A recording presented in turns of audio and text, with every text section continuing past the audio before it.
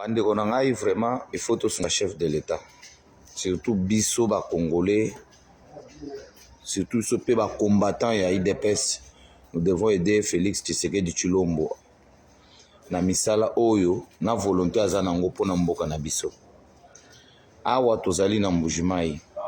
Bota la dimension ya ba matériel toyoki ke basombi ya sika tindi bato yo somba ba matériel ya sika libanda pona koya ko kabula ngona ba hôpital ya Mbujimai.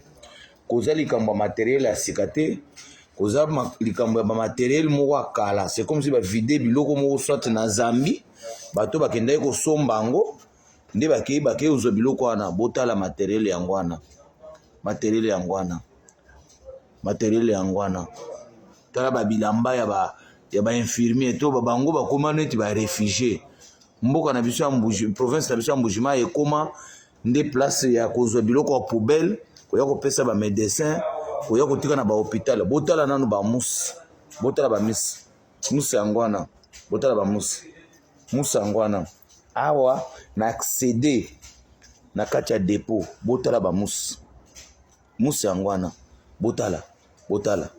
Mais bokoyoka kaka ba yebisi bino na budget ba millions ebimaki pona ba biloko oyo.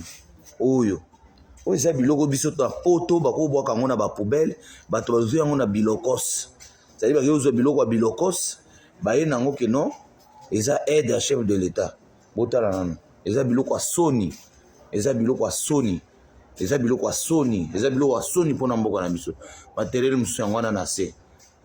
Yango na basak. Hein? Oza biloko, c'est biloko ya soni bandeko na ngai.